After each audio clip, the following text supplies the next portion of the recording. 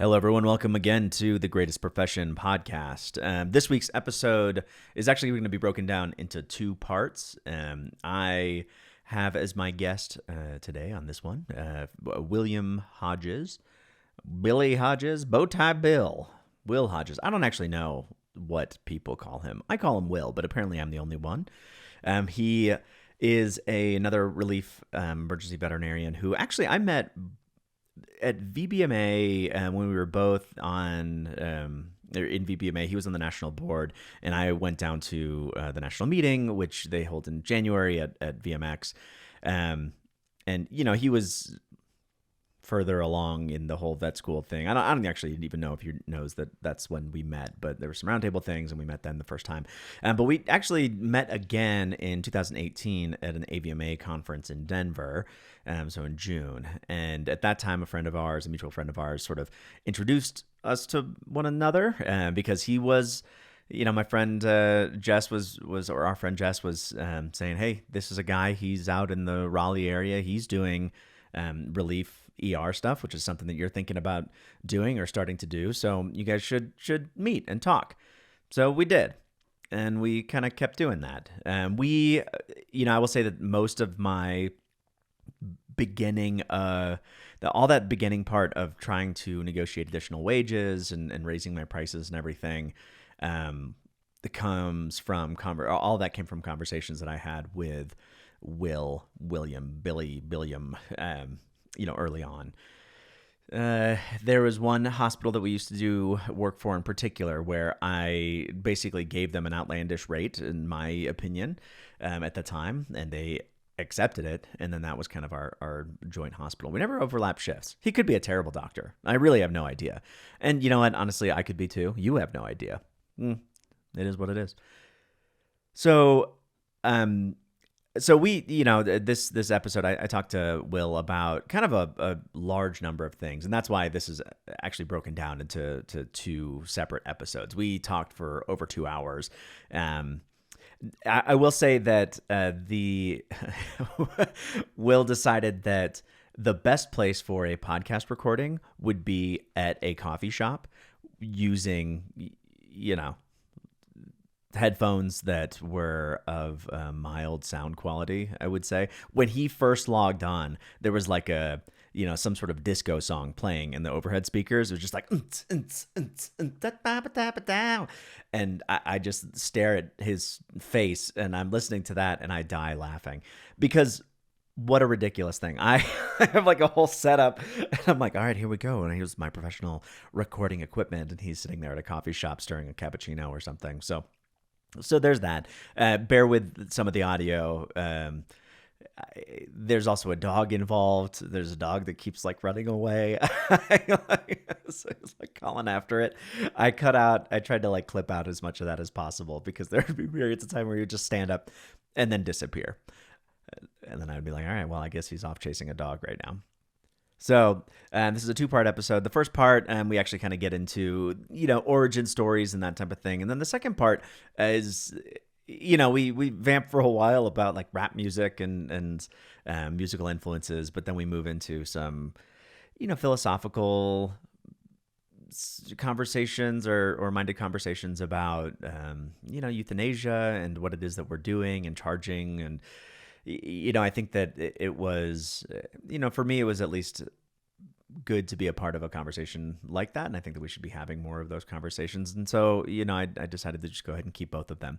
But so you don't have to sit there and listen to a 2-hour, epic. This isn't Lawrence of Arabia, the podcast. I just broke it down into 2 episodes. So, for this one, go ahead, listen, and then don't anymore. And then come back and listen again at your leisure. Great. Will's an interesting guy to me because I feel like in some ways we've both experienced this thing of getting trapped a little bit inside of this thing that we do. I mean, we've created our own businesses surrounding ER relief. We give ourselves, we make a good wage. We have a lot of flexibility, and we get to basically work at whatever hospitals that we want to. so we get to kind of decide, is this something that we want to do? And that is a really difficult thing to come back from. To choose a job after that is hard, monetarily, but then flexibility wise, it's just difficult. So sometimes, and I've definitely felt this. I felt this in the past, where I just just like you feel like this is what you have to do. Everything else would be a step back. I mean, I know people who have moved out of this type of position to something that pays half the amount, but they're moving out of it because of other reasons, right? They want, this is a taxing thing that we do. So, it's nice to talk to somebody who kind of feels the same way sometimes. Will is somebody who's always been, really into teaching, something that we both have, and both enjoy about the job is that, sometimes you get to hospitals and there's students or, nurses who are veterinary students or want to be, or just, people who just want to learn more about what it is that what the decisions that we're making and why we're making them. So, Will and I sort of connect on that. I know at some point he was talking about, really both of us have talked about getting out of this and going into education in some way. It's just, again, it's a hard thing to leave sometimes. There's a lot of benefits to doing what it is that we do. And I am glad to be able to have Will on this podcast for you, and for me. So please, without further ado, William Bowtie Bill Hodges.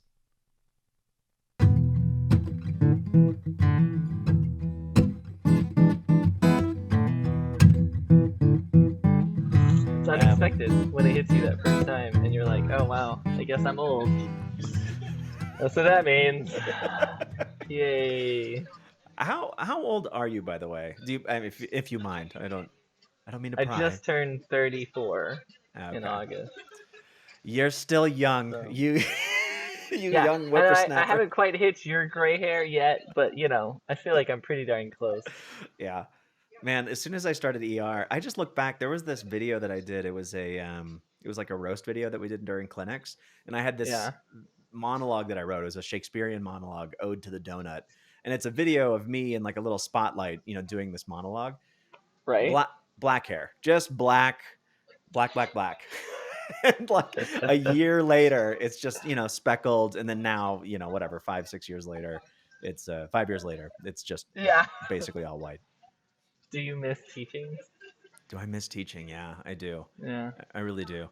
I love, that's the unique thing about overnights, though, is that, and going into all these different hospitals, you can. I mean, you can take the time to teach whatever it is. They have in Phoenix, where I go a bit, they just started a program where the University of Arizona has like one of those like 2 or 3 year teaching programs, like for veterinarians. Cool. And then the 4th year, the clinical year, I honestly don't know whether it's the 3rd and 4th year or just the 4th year, but the clinical year, they don't have a school, they don't have a university, teaching hospital or anything. And so the entire clinical year is spent at practices across the country. So the hospital that I work at in Arizona is one of those hospitals that agreed to be one of the partners. And so they have newbie students coming in to learn and stuff. That's really cool. It's pretty exciting. Lincoln Memorial was a distributive model in that same way. I don't know. I mean, at the time I was like, yeah, but it's nice to learn the information at like the top of our knowledge, which is, ivory tower, academia, it's because you never know what you're going to get out in the wild in the distributive model, especially now with like ER relief. I mean, who knows what these doctors are doing? That's true, man. But also, like, I had no idea what practice was like because I didn't do anything before, vet school, and I didn't do anything during vet school. So clinics was my only exposure. So when I got into the real world, I'm like, what the hell is going on here? So I don't know. Maybe I knew more about potassium, the sodium potassium channels or whatever than, than the distributor model students. But I feel like they were way better prepared for like the actual world. But that's fun. So then you get to like teach some of that or teach some in those areas. Yeah. That's awesome. And I agree. I totally agree. It's fun. Do you think that you're going to get into more teaching I mean, do you have like any plan of like, hey, I'm gonna get back into this in some way? Yeah, probably.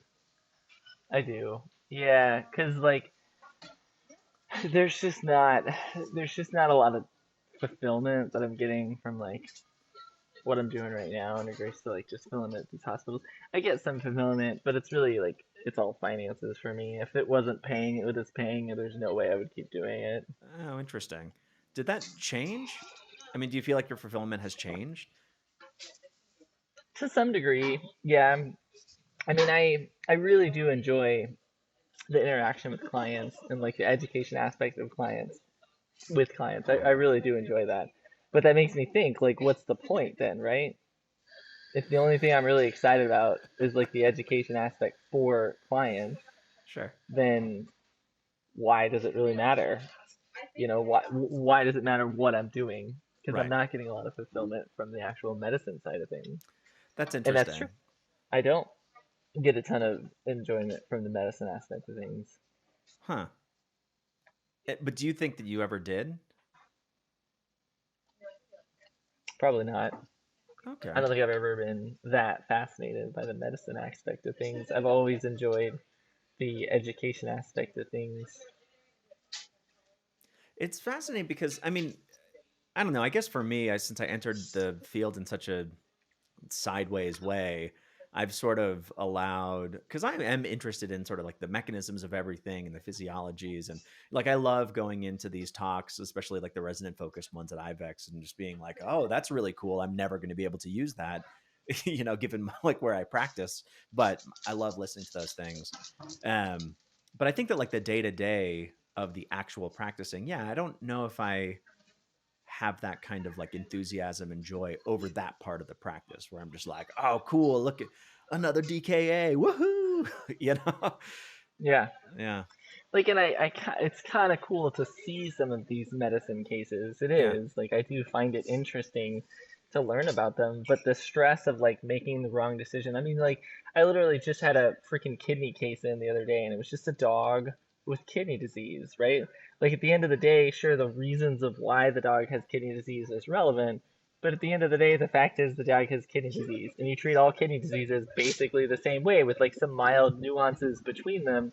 But like sure, a cat with kidney disease versus a dog with kidney disease, the difference between the treatment cares is relatively nuanced in that first 12 24 hours and stuff like that. And right, I was like stressing out, like trying to figure out, oh my god, like what am I missing? Did I right, dress it? Like all these questions that I'm asking and stuff like that. And that just, I don't yeah, know. But like you put me in the room with the owner trying to like explain what the implications of kidney disease is, so on and so forth, like that I'm super into. But right.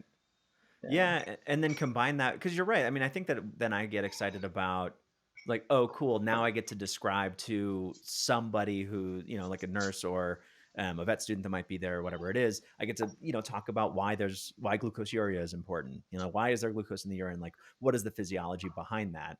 And like, for me, it's interesting to nerd out on those things. But if I didn't have somebody to do that with or talk at, you know, make listen to me, then it probably wouldn't be as exciting or as interesting. yeah.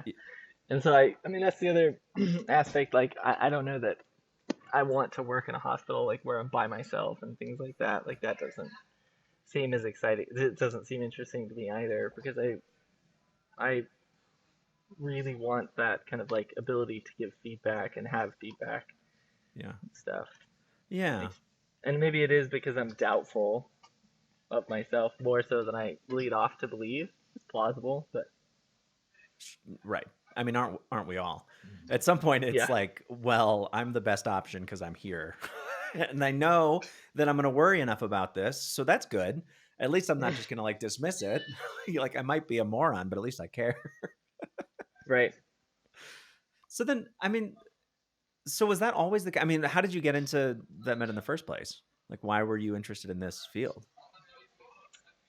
Yeah, this is a everybody always wants to know kind of like and everybody and it's just like this question is always humorous to me because everybody it is the most one of the most common questions we ask each other and other people ask us and Yeah. everybody wants this like great answer, right? Like I don't know, I think you and I have talked about this before where like people want this great answer where, it brings out emotions and all that other kind of stuff. And the truth is, I am a veterinarian because it was convenient and it seemed like a logical thing to do at the time.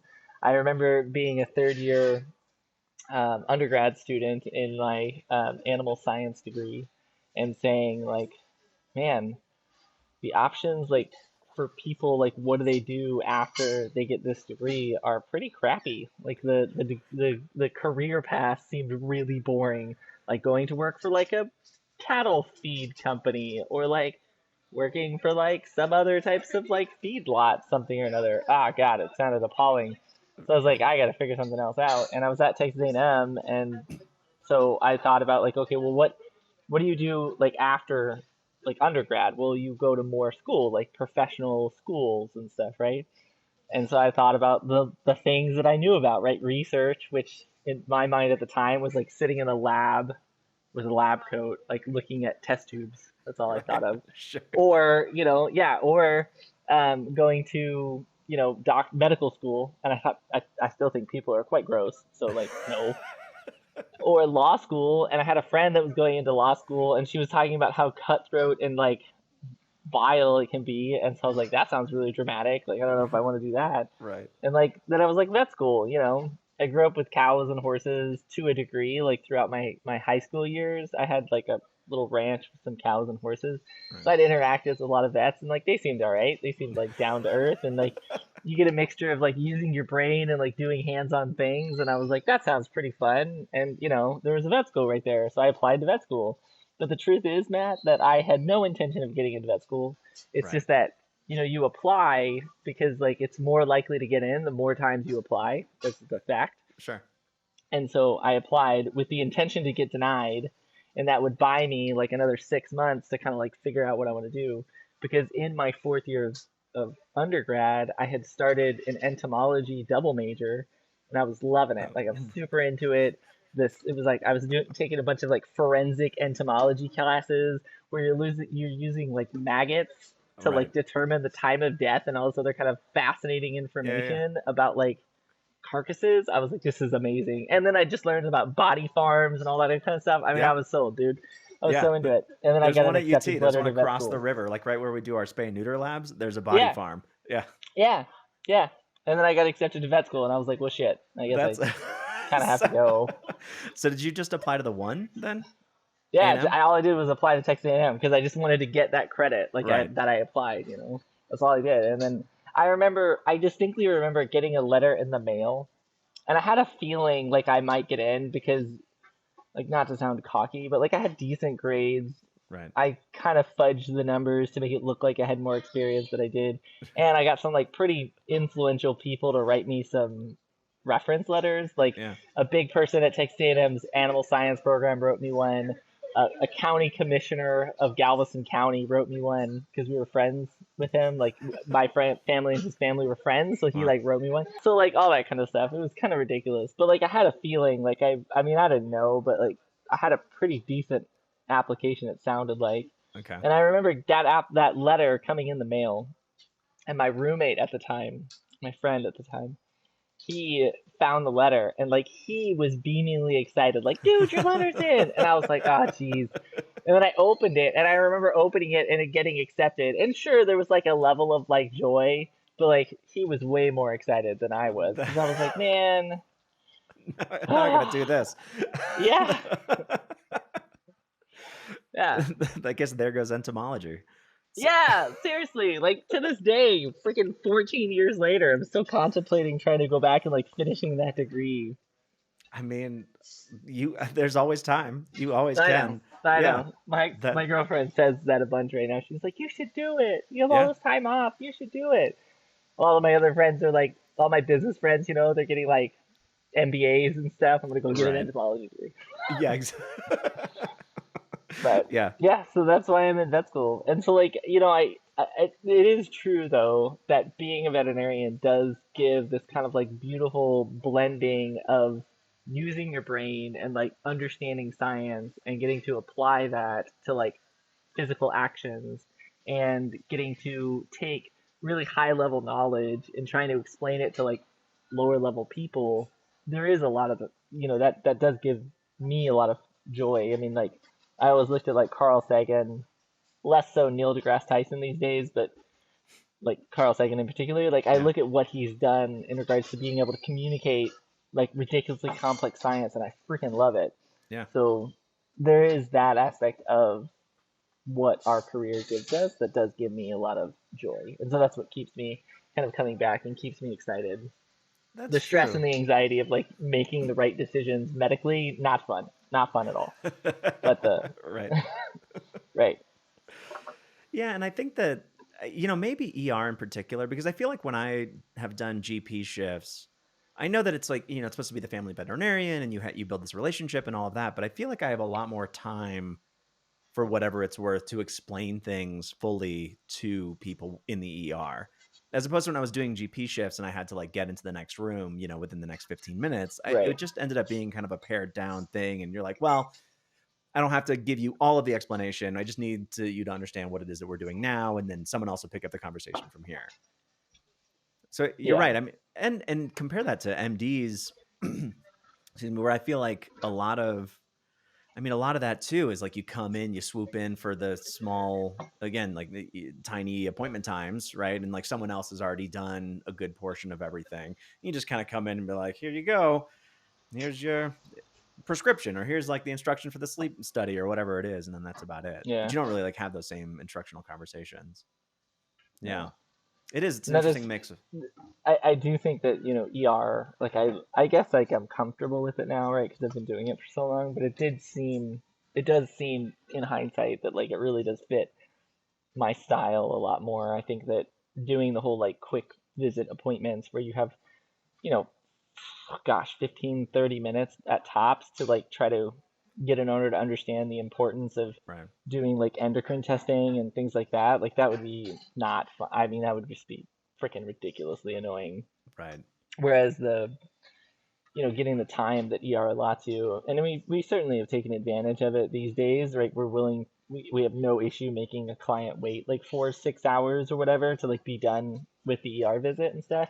But the contrast to that is that we are giving, whether the client like understands it or not, we are giving ourselves time to like properly process kind of like the complexity of some cases, and right. taking that time to really kind of like walk owners through it and stuff like that.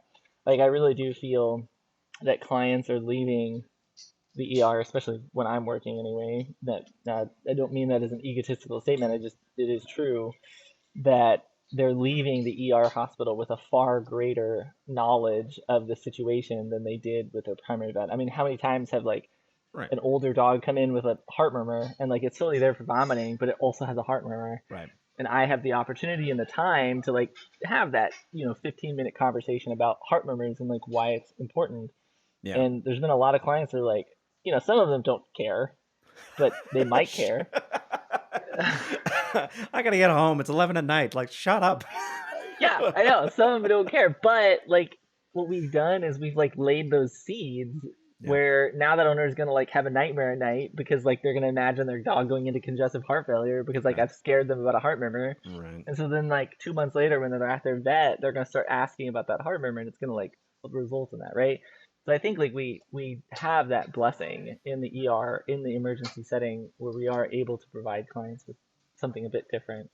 Yeah. And And I think it's good. And I think it's honestly kind of ironic because like what happened, 10, 15 years ago is we started moving to this like 15-minute, 10-minute appointment style and all this other kind of BS.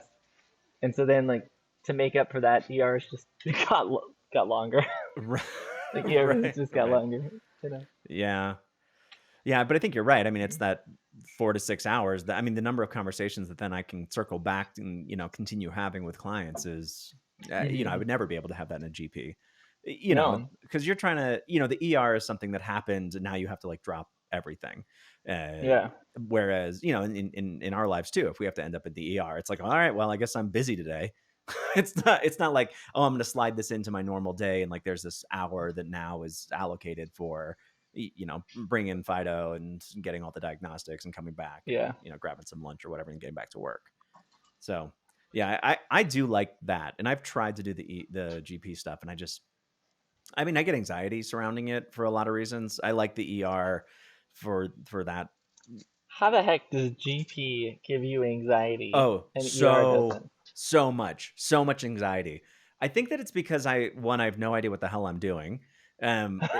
It's like it's a whole well of information that I just don't understand. And It's everybody's like like, you're just vaccinating pets. And I'm like, yeah, but which side does the vaccine go on? I don't remember.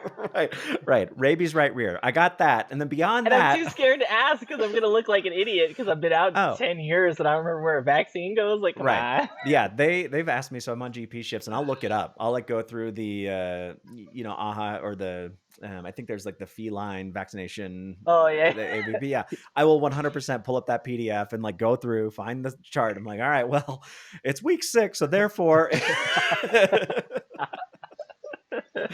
yeah. Yeah. I helped cover my friend's clinic for a week. She has a GP. She and her husband have a GP clinic. And oh boy, like every day I would come in, I would just like have this tightness in my chest that I was just going to do something terrible and like, Yeah. Or somebody's going to come in with their cushionied dog and be like, she's here for her like right, follow up. And I'm be like, I don't know what that means, right, dude. Like, what am I supposed to follow up on? right, exactly. When also I'm so used to it's like, all right, the dog is here for the problem. Like I got to do all of the things because this is my one Yeah. touch Yeah. point. Yeah.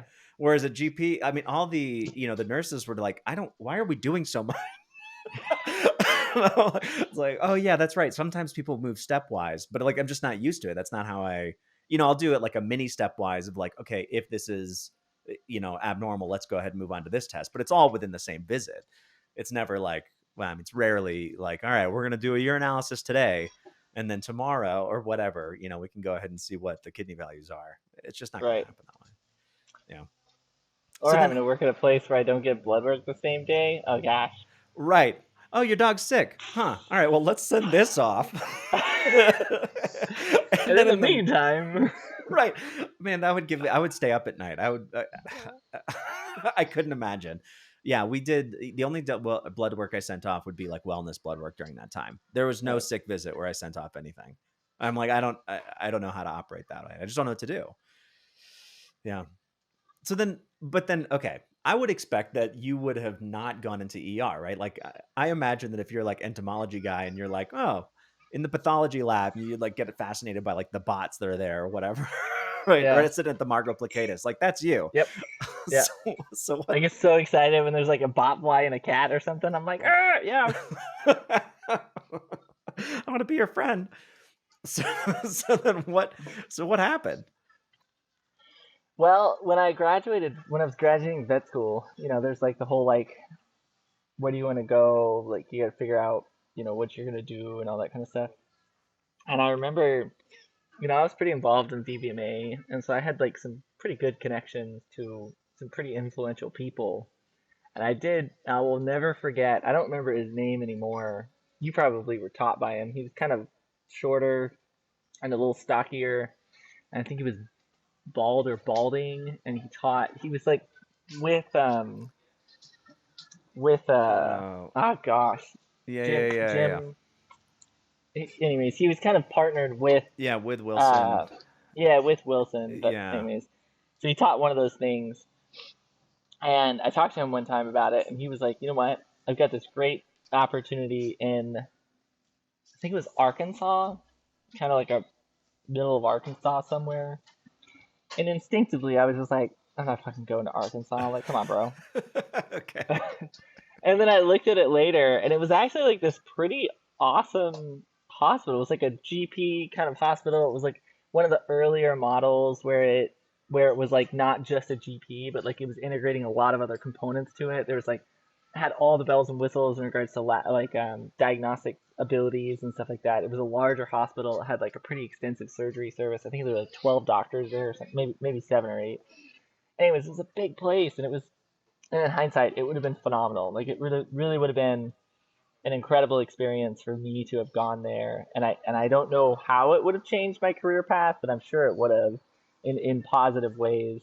But that just seemed silly to me because like I had already kind of decided GP was lame and I wanted to do something more exciting, right? Because like in my mind at the time, Banfield was the equivalent of GP.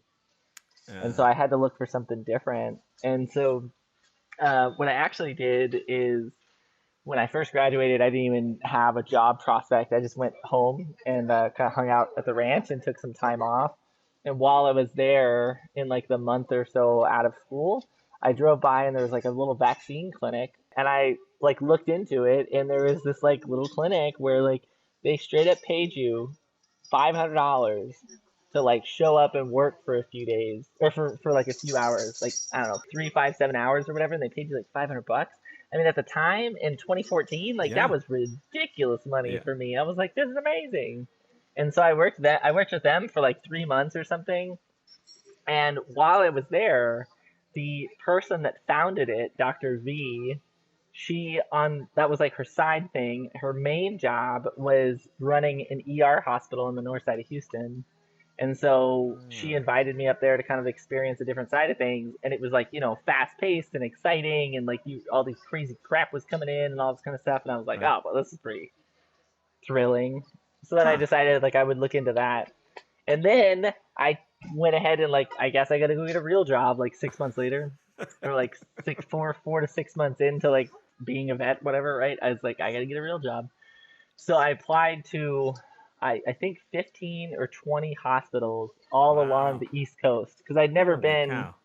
I'd never been east of the Mississippi, and so I was like, I need to like go right. I need to Yes. go away from home and like actually like try to grow up, I guess. So I applied to like 15 jobs east of the Mississippi, like literally from New Hampshire all the way down to Georgia. I'd applied to hospitals, Yeah. and I did a big road trip. I did like a 6 week road trip. I lined up all the interviews where I Oh, could start cool. up in New Hampshire, and I drove all the way down. So that's what I did. That's awesome. Yep. What a cool And I way of doing applied to that. only hospitals that I was way underqualified for, because like they all wanted somebody to be able to hit the ground running, and I was like, I've never worked in a clinic before. Woohoo!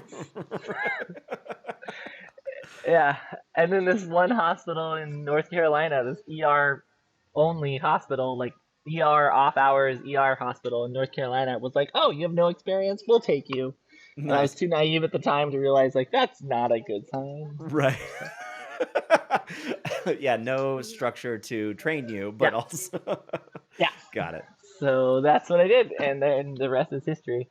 But That's I interesting. honestly do look back at that GP place, and I really do kind of think about that being like a really unique opportunity that could have resulted in some pretty wonderful things, right? Because it took years for me to realize that you can do whatever you want in GP.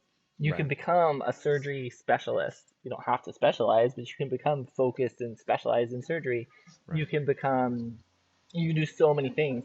I've got a friend here in Dallas, not here, obviously, I'm in Washington, Seattle, but I've got a friend in Dallas who, like, he focused on surgery and he is like a freaking surgery guru in very specific things. He actually did some like specialized human plastic surgery CE to become better at specific things like ear cropping and stuff like that. Wow. And now he has, I'm not joking, people from Washington and like all over driving litters down to him to do like all the ear croppings and stuff. And he charges like $1,000 for Yeah. these ear croppings, and in like Wow. 1 month he'll bring in $20,000 in ear cropping like fees alone and stuff like that. I mean, it's Yeah. wild. This Yeah. guy is rolling in it, and Right. and he's doing these really simple ear croppings. And I was talking to him about like like why what makes you so good, and he's like, oh, mine never fail. And I was like, well, all right, cocky, like what makes you so special?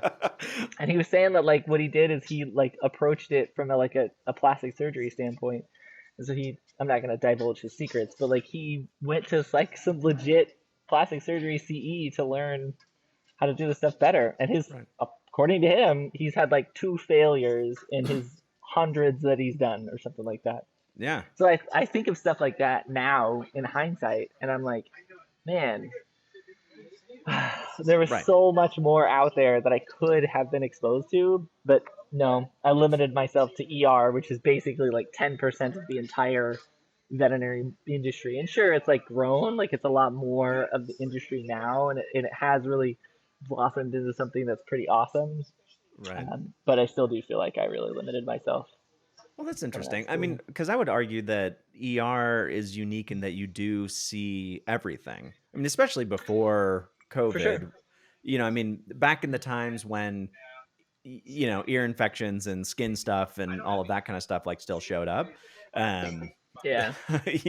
then you truly saw everything. But I mean, the types of presentations are all over the board, and so you can, Yeah. and then also like if you're dealing with a referral population, now you can see.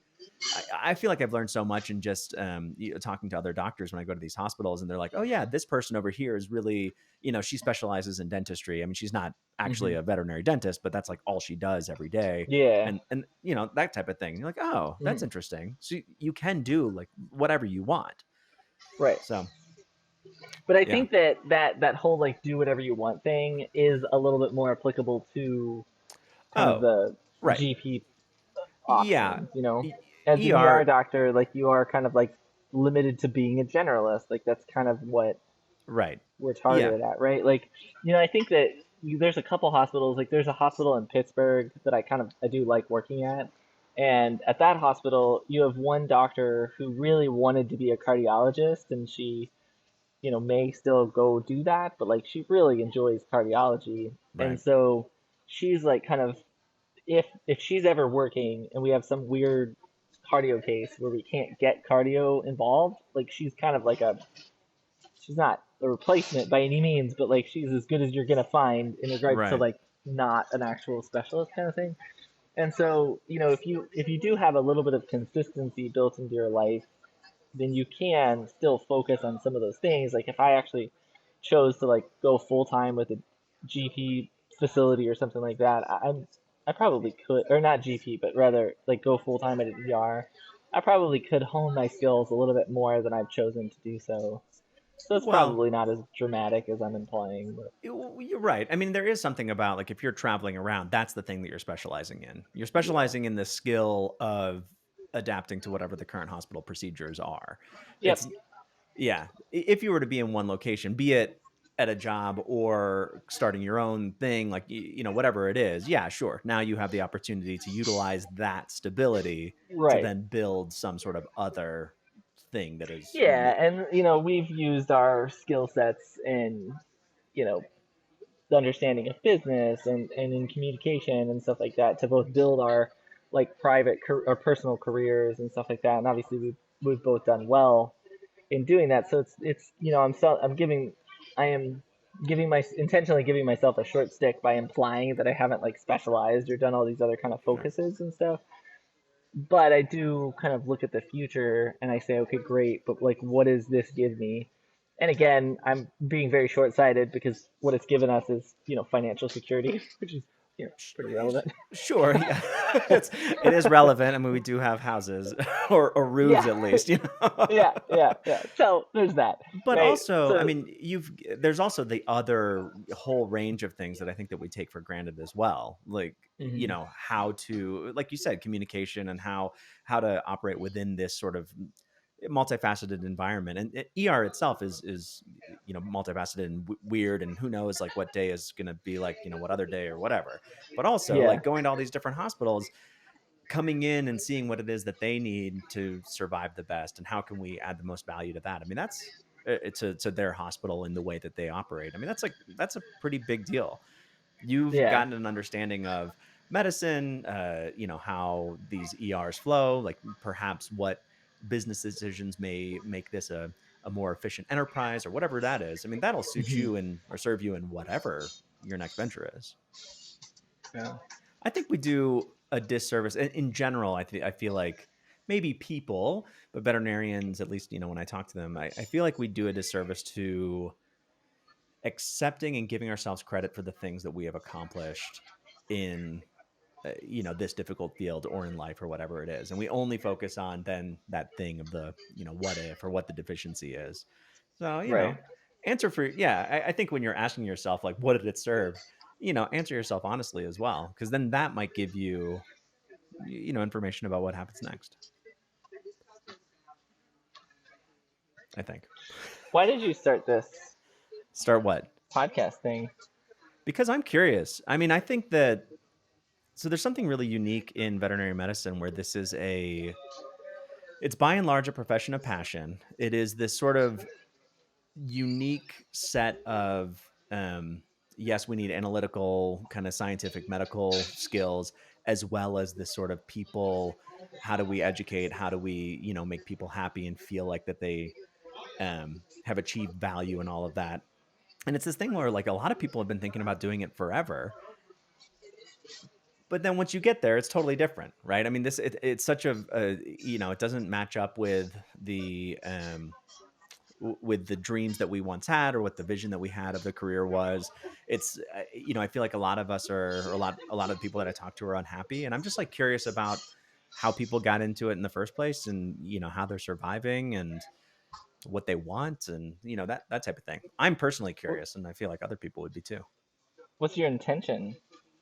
The intention is to, well, one, to kind of start some conversations, because I think that where we are is one piece of it, but then where we can all sort of go is kind of the next piece. So for me, it's always about enabling, right? It's always about empowering and enabling, and how do you get to like the best version of you? And I think that if we can, or whatever the best version of your life is, and to gain that satisfaction. So if we can have conversations surrounding it, and we can sort of see like, hey, you know what, we're not in this alone, and also, hey, this is what this person is doing that might help me. Perhaps we can make our own lives better. What would you like to see to make your life better? What would I like to see to make Yeah. my life better? What's lacking? What's lacking What's in life in lacking? general? I've been lucky that very recently. So if you asked me the question 6 months ago, I would answer with the things that I've done sort of in the past 6 months. So I've gotten to a place. What was lacking before was the whole artistic side. So music and um, the music bit, the writing bit, all of that Yeah. stuff, writing sketches, that whole realm of things that I used to love doing that was so much my identity. I didn't have any of that. And so I've intentionally taken the time to do those things. Right now, you know, I don't know. I mean, the thought that I had was stability, in that, it's still, no matter what, I have, the set of hospitals that I work for that I really like. The need is high enough that I can, adjust things how I want to. The hospitals that I do the most work for sort of sit in the middle of my range, and I feel like I'm comfortable there in my Yeah. rate range. So all of that is really nice. But still, like in the back of my mind, right, it's like, am I going to do this forever? I feel like I figured out, how the mechanism of how to do ER relief. And Right. I actually really enjoy it now, which I didn't for a while. And I actually really do enjoy it. And I What found all those, changed? focusing on the pieces that I liked. So the Oh. education piece, and then also focusing on what it is that I get to offer. So I think that when I was coming in and I was like really focused on, or when I was like, bringing too much of myself in, sharing, personal things, and getting like really entrenched in the hospitals, I felt like I was kind of getting sucked down into it. But instead, I've sort of flipped it and been like, okay, well, how can I help these hospitals in the best way possible? Like, how can I add the most value to them? And a big piece of that is, how I interact with the nursing staff, with the reception staff, and all of that. I Right. see whatever it is. Like if they call in and they're like, "Can we be seen?" I'm like, "Yeah, I mean, absolutely. That's why I'm here."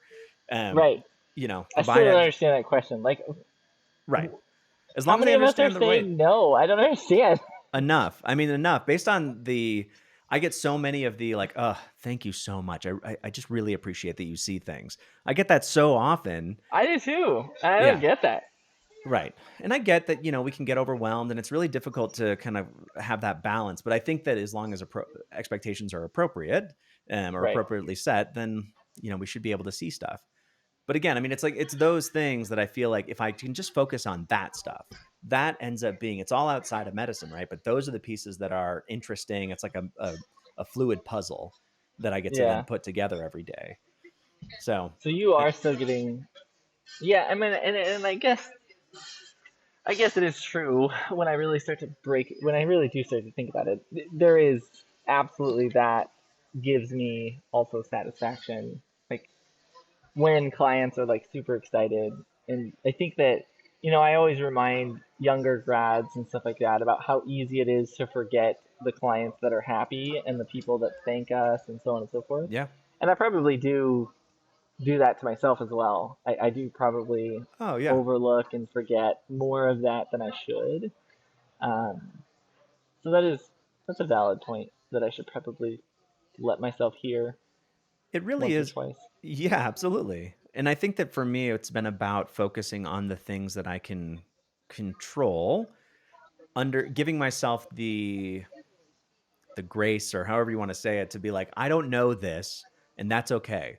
That, that doesn't mean that I'm a terrible person, but at this moment I just don't know this thing, and I'm going to do my Yeah, best to, look into it, or whatever it is. yeah, And I can bring the things that I can bring, and then I've also sort of found that I have like a limit, right? right. After a certain number of shifts, or there is a certain number of shifts where I can still have all of these thoughts and focus on the positive things and the things that I actually really like about it, and try to be as intentional as possible about making sure that I do those things every shift and every day. But then also, I'm not working, 20 to 25 shifts a month anymore. It's really difficult to have that balance when you're doing that much work. So cutting back and giving myself boundaries there has also been really beneficial. I got a question for you. Sure. What what's something that's what's something that's eating at you these days? Doesn't Eaten have to at be me. within our profession. I've got something that's been eating at me, so I'll get your take on that. But I was going to give you the first option to share. I don't I don't know if I have anything that comes to mind that's eating at me. No. I don't know if I have anything that, like, if I thought about it really hard, I would be like, okay, these certain hospital systems that just like don't seem to care about whether or not they stay open or how happy their employees are. There's sort of this mindset within certain hospital systems where it's like, meh, whatever. Like, we'll figure it out eventually. The pendulum will swing backwards. But I don't know if that like eats at me. I think that we're all doing what we can do to survive, and that's like the thing that Yeah. they came up with. Well, why don't you go? Maybe that'll inspire something. And I'm like, yeah, you're right. The morality of our of like how charging happens and like what we're charging for and stuff like that is starting to bother me a little bit. Oh, interesting. So like there's this one hospital in particular that I've worked at. Gosh, within the last I don't know how long it's been, 6 months or so. I'm still I'm a lot of times when we work at a hospital more than a couple times, right? We get added to their email, list and stuff. So I still get some of the emails from them, and I kind Right. of read about things that are happening. And so this particular hospital, they've decided to start charging exam fees for everything that walks in the door, including euthanasia. Okay. So their viewpoint is that if a client comes in for euthanasia, the doctor is still taking time to interact with them and talk with them, and honestly shouldn't be just quote euthanizing something without thinking about it, right? Yeah. That's their viewpoint, is that you should still be taking a second to ensure that what the client is doing is rational and that the pet is in a point in which euthanasia makes sense, and so on and so forth.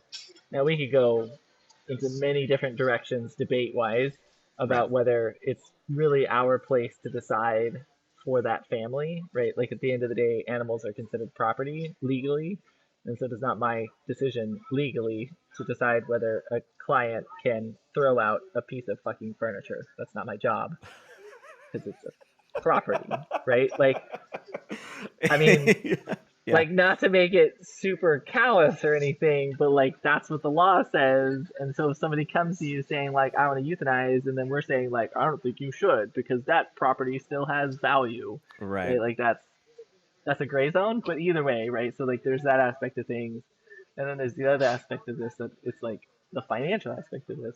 I have a really really hard time being okay with us as a profession as a whole trying to make a profit from death. That bothers the hell out of me. Hmm. Now, there's different sides of that, right? Like, I have no issue whatsoever with at home euthanasia services like Lap of Love. I love what they're doing. I think they do an amazing job, and I've considered going to work for them over and over and over. Like, Right. every few months, I reconsider that kind of thing. And so I have no issue with that kind of stuff. but the difference is like they have a specific service that they're providing, right? They are providing a like highly tailored euthanasia service that's at home, so on and so forth. But in the ER setting, you are serving a client in a desperate moment of Right. urgency. That client doesn't have a freaking option, right? They are in my hospital at 2 o'clock in the morning wanting to euthanize because that is the right decision, and they don't have the luxury of time to like hire some specialized service and stuff like that. And Yeah. so by me upcharging and making a profit off of that euthanasia, I'm therefore making a profit out of like off of somebody's situation. You know what I mean? Does that make any sense? Yeah, I mean it does. It's interesting because I guess I don't know how that all works. I remember the only job that I've had, the policy on it was that it didn't go towards production. So I mean, of course, it still cost money, Mm-hmm. which we can talk about, but it didn't like. It's not like any specific individual ever made money off of like a euthanasia, say. The person, the The doctor, right, sure. Well, right, but at this hospital I'm referring to, it is the it is a service part of it, fee is going towards their production, not the actual euthanasia fees or whatever. And I guess that's its own like morality kind of discussion. But like I was right? having this kind of debate with some of the doctors at that hospital, and some of them were getting really heated in saying that like in and felt that I was being accusational by saying that it's immoral Right, to make a profit off euthanasias, and they were saying like I'm not immoral. How dare you call me that? And I'm like I'm not calling you immoral. I'm saying the right. ability or the like the intention to make profit off of euthanasia or off of the situation. I think is immoral. It's interesting because the nature of euthanasia is that you are alleviating suffering. Yeah. But it's not that you're doing something that somehow alters the course of what will happen. So if something comes in, and I understand that this sounds horrific and I'm not advocating for this, but I'm just sort of, positing that, if something comes in respiratory distress and it's like, circling the drain very Mm-hmm. quickly, you intervening are doing something to provide a service for that, animal and that family and all of that. Yeah. But ultimately that animal is going to pass away regardless of what you do. Yeah. So, I don't know, you are then providing a service in that way is a potential way of thinking about it, right? I mean, we are doing something that requires some thought and the medications and the time and all those things that Yeah, could be said. and I think that there is nuance here, but I think Right. the problem I have in this specific scenario that I'm referring to is, I mean, there's multiple facets to it. This one to me goes too far because it's taking away the the flexibility there. If a client comes in, with a hit by car, and that dog is like absolutely smockered, right? Like it's Yeah. got bilateral femur fractures, and the owner Right. doesn't have 10 grand, right? Right. Like that case is a euthanasia. It's just a matter of getting the client to understand that this is absolutely the right thing to do for this poor animal, right? Sure. So like that's one thing, and so I get that case in particular. Yeah, absolutely. That has a service fee applied to Right. it, right? Because I'm Yeah, having because to your assess the time situation, and and then right, right. absolutely. Whereas like the freaking 15-year-old dog that has cancer, and like the cancer on its face has exploded, and now it can't eat nor walk anywhere without leaking blood everywhere, right? Right. Like that scenario, that's not a there's no what service am I providing them? Yeah, you're right. You're making the right decision. Of course, they're making the right decision. Like they're Yeah. Yeah. I don't It's know. This it's interesting because if you were to take it outside of the ER itself, like if you were to then put a building directly next door to the ER hmm and offer all of those services for free or at cost, right? That is no longer a business. So you're having to piggyback it onto an existing business in order to yeah, provide the free or, heavily discounted service that you're talking about. yeah, And then if you took it to the extreme, right, where let's say then 100 animals that needed to be euthanized like came in, and now you have to do all of that instead of helping the sick animals. right. Now now that business, doesn't make any money that day. And if you continue that out, like, then it doesn't make money, and then it closes down, and then now you can't provide a service to the community. But I So, think that I think that that's the flaw of corporate practice, is that that's how it views it. And right, I agree with the business side of me agrees, right, but the ethical part of me that actually practices the freaking medicine right, is where it disagrees, because like, yeah, you're right, that sucks. Like, that sucks for the business model. You're absolutely correct. But it me, the doctor, and the staff and the receptionists and the right. technicians that have to do all of this kind of stuff, like, Yeah, we're gonna sleep better knowing that we helped all those clients, right. and that, like the reality of it is now, right? How much does in this, again, using this one hospital as an example, how much does lap of love cost to come to your house, euthanize, and dispose of the body? Do Yeah, you I know don't how much know. it costs? Mm-mm. I believe, I don't know, don't quote me on this, but I believe it's somewhere between $500 and $800, depending on location and stuff like that, right? I would believe that. So, so this ER hospital, right? It's an ER specialty. How much do they charge for euthanasia and disposal of body, right? Private cremation. You want to Um, guess? the same. How much? How much do you? Yeah, it's the same. $657 is how Wow. much it's gonna cost. What are you? Are you trying to make the argument that I'm providing a better service than Lap of Love? Because let me tell you, I'm fucking not.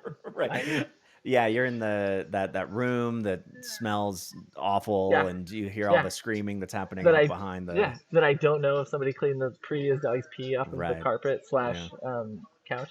Yeah. So like I think of that situation and I get it, like, right, there's the perspective of like, well, it's a service, clients don't have to come to you for that service.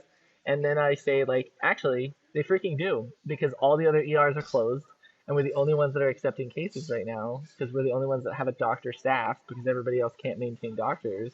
So no, that client actually doesn't have an option in regards to coming to me to deal with Right. this. And that's where it gets, that's where my it gets to me. Yeah. It gets to my innards, Matt. It gets to my innards.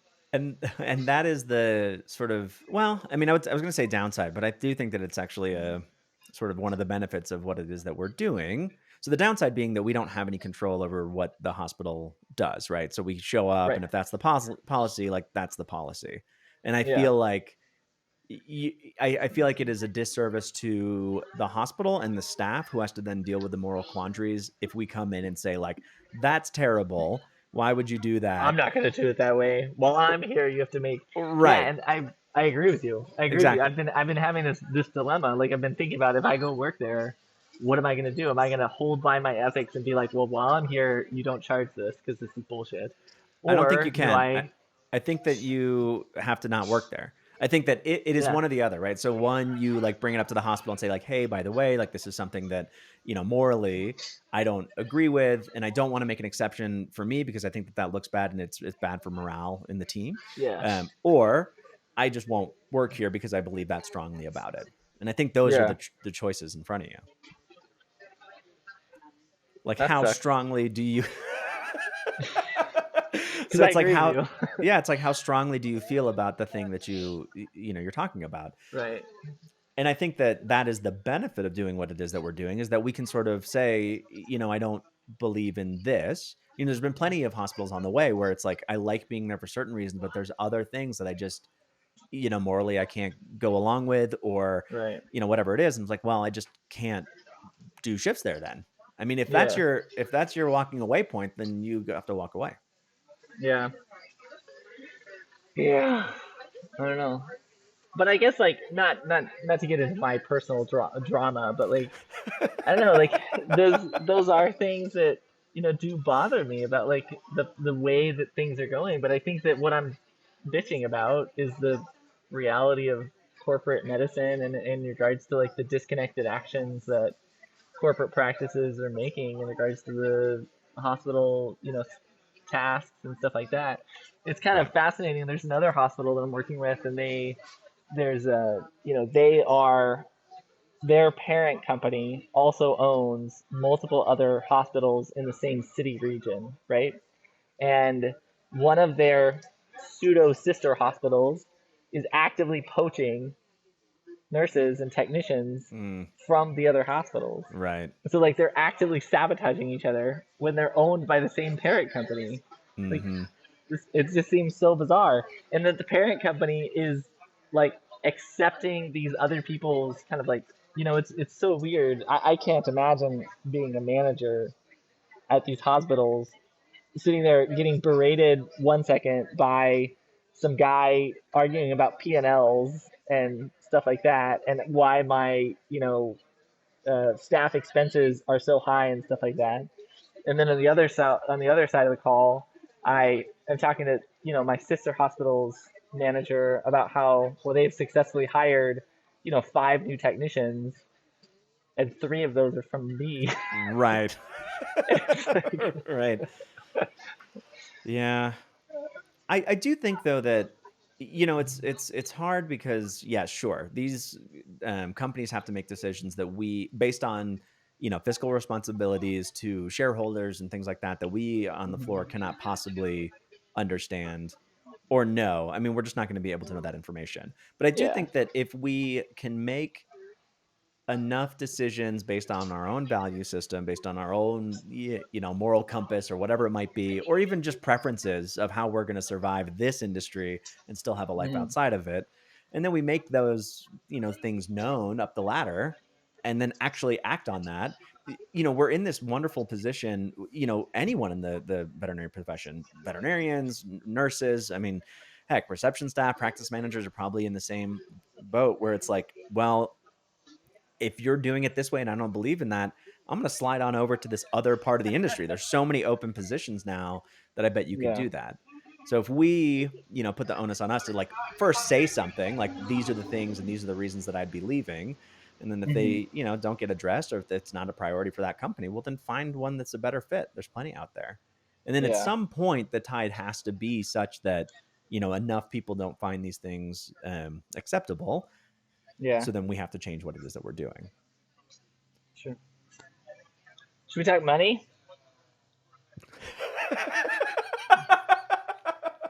I like money. Let's talk money. Shall we talk money? Yeah, sure.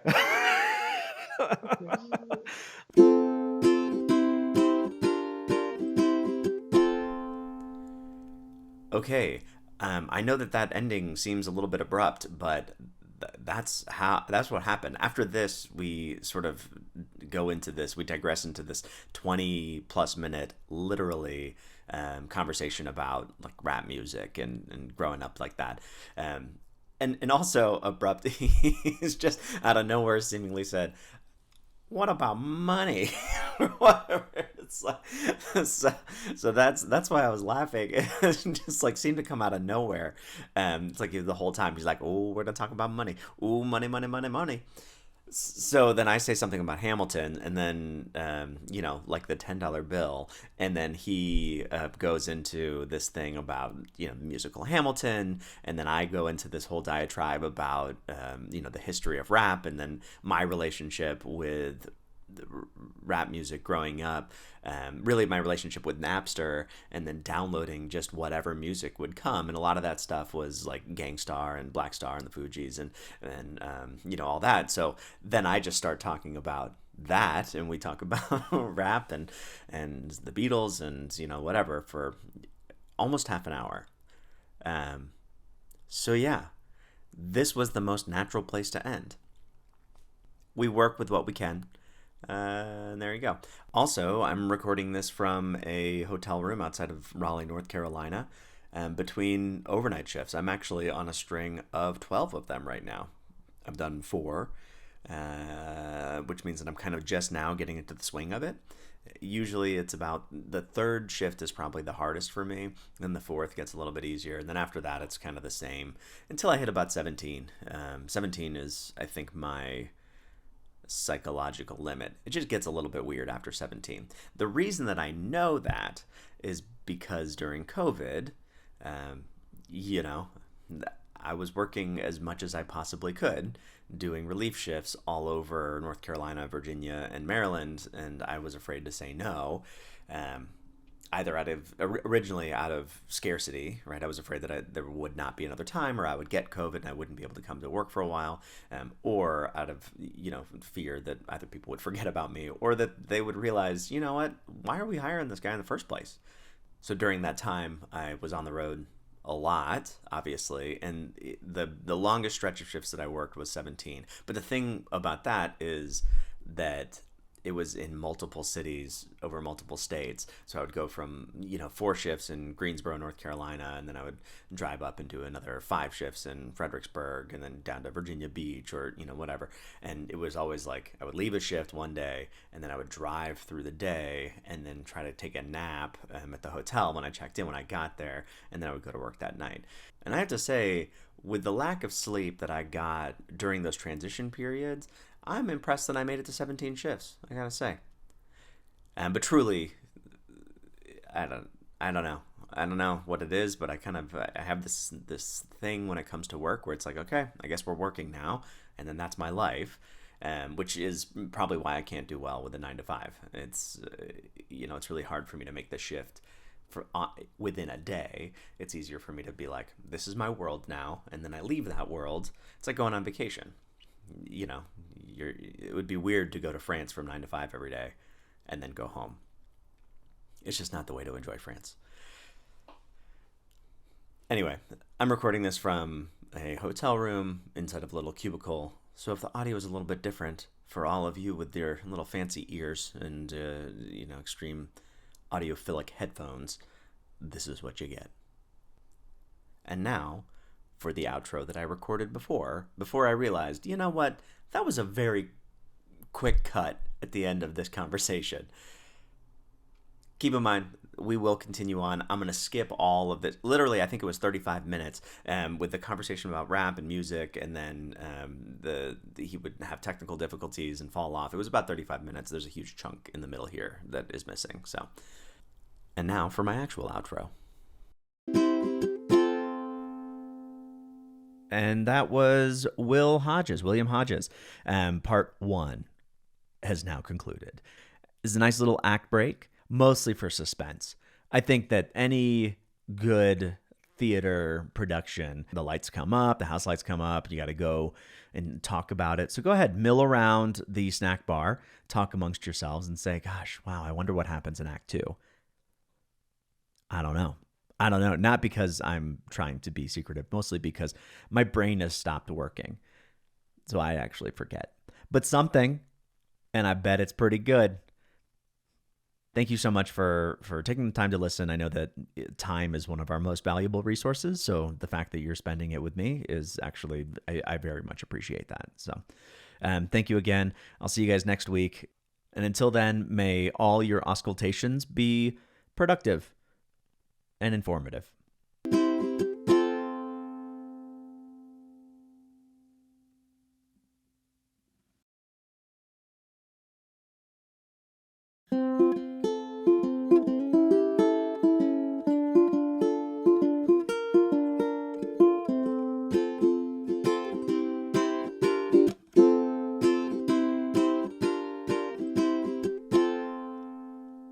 Now, the thing is, Bowtie Bill, that's such a great piece of marketing. He will actually wear button-up shirts with bow ties to these emergency shifts. He'll go to work with a bow tie on.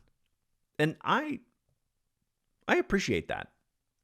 In vet school, I was the guy who wanted to wear slacks, and, I would wear a tucked-in polo. But I felt like this is the thing that we're doing. This is professional school. We are professionals. This is my job now, to show up every day and do this thing. So I think that it does do a pretty interesting bit of signaling. So I appreciate that about him. I cannot pull off a bow tie. My face is too round. It's like a ball sitting on top of 2 carrots, which is the bow tie, like 2 doorstops just holding up this ball that wants to move in either direction. You pull one edge away and then it rolls downhill. We got a Sisyphus situation. He has a very angular, like a straight up and down, more vertical than it is horizontal head, which is, I think, perfect for a bow tie. I don't got it. Plus, I got a beard. It doesn't work on me, but I appreciate the sentiment, and I'm glad that he does it. His business card, got a bow tie on it. I think it's pretty good branding. So Bowtie Bill. My own business is called Bindle Vet. Not that anybody knows what a bindle is, which is sort of, everyone knows what a bow tie is. Not so many people know really what a bindle is. But it's, it's one of those little handkerchief kind of satchels that you throw over a stick and you put that over your shoulder and you just, wander around. It's hobo wear, really. It's something that I would do as a vagrant hopping from boxcar to boxcar. And that's the point. It was named in direct opposition to some of these names that I just kept hearing about, like, we're the best veterinary services or, whatever. Super great, awesome vets. I can't with that stuff. So I went the other way. I was like, hey, you want some homeless vagrant showing up? I'm your guy. Bindle Vet. That's me. So if you're tuning in now, this is actually part 2 of a 2-part interview with Bill Hodges, Bowtie Bill. In the first part, if you go back and listen to it, if you want to, I guess I'm not sure whether or not it matters in terms of context, right? If you just hop into the middle of any conversation, really, what are we all doing? This is just a long continuum of time. Where really is the beginning and the end? Isn't it all strings folded in on itself? Who knows? Anyway, if you want to know a little bit more about Bill before we get into, this part 2, I suggest you go back and listen to part 1. That's usually how it goes. Unless it's Star Wars, you kind of start at the beginning. That would be a good place to start. So here it is, part 2, Bill Hodges. Or as he likes to be called, Doctor Who. I'm so irresponsible with money. I don't know how to budget. I'm not that guy, right? So I'm just like, I would like a hamburger, and I'm going to go get a hamburger. And I'm like, I want a bike. I want to go buy a bike. And like, there's a point, like I don't need much, but I'm going to buy the things when I want to buy them. So that's like a perfect amount. My girlfriend goes grocery shopping. Mariana, she goes grocery shopping, and she says she gets things. And I'm like, oh, you got mushrooms today? She's like, yeah. And I was like, how much were they? And she's like, I don't know. Right. I didn't look at the price, and I was like, "But if you didn't look at the price, what did you look at?" Like, I don't understand. What? I looked at the mushrooms, and I looked at them as I put them into my basket. It's just so confusing to me. I'm just a very different type of shopper and buyer and things like that. In some aspects, right? In other aspects. Right. I don't. I will still when I go to the grocery store, there's certain things that I'll do where, like, the price per ounce that's there on the label. So it's like if you buy olive oil, it's like this one's 38 cents per ounce. And then this one over here is like 43% or cents per ounce. Like I'll go with the 38, right? Like I'm like, these are the same. And so I'll still look at it on that level, but it's like, and then I'll leave and then I'll be like, all right, well, like I'm going to go to REI and buy a fat tire bike or yeah. You save that 13 cents, and then you went and spent $130. Yeah. Right. Yeah. It doesn't make any sense whatsoever. When I was in Africa, you remember I was in Africa for that period of time. Right. I went to one of these mini markets, like these open markets and stuff, and I found a painting that I thought was pretty interesting. It's still hanging up on my wall now, and I was like, "This is a cool painting." And the guy was like, $15 or whatever it was, whatever the version of dollars were, and I was like, oh, that seems like a lot. And he's like, no, it's not. And I was like, come on, how about like 7? And he was like, no. Right. 13. Anyways, we negotiated and I ended up paying like $10 or something for it. And it took 10-15 minutes for that whole exchange to go by, right? Because I went there and then I walked away. And then I came back later. I was like, you willing to? And then eventually he sold it to me. And when I get to the car, my brother goes, you do realize that you just spent 10 minutes arguing over 15 American cents, or 50, right. 50 American cents. And I was like, really? That's the conversion? And he's like, yeah, you just did that. Wow. And I feel like a jerk because like this guy, like that $5 probably was a lot of money to him, and it was literally 50 cents. Yeah, you did not need the 50 cents. I did not need the 50 cents. I hope you're satisfied. Yes. I don't. My mom is a haggler. Like, she will do it. I can't do it. I'll go to the farmer's market or whatever, and they'll be like, I'm like, how much is this towel that you made? And they're like, $50. I'm like, that sounds right. It's like, Like, here's my money. Like, I don't. No, man. Everything in life is negotiable. Everything. Yeah, I mean, okay, but I just feel like when in those circumstances, I'm like, you spent the time and you have to be here and do this. Like, I am not a peddler of wares, and I'm in a situation where where I'm going to spend my money haggling is going to be with the hospitals.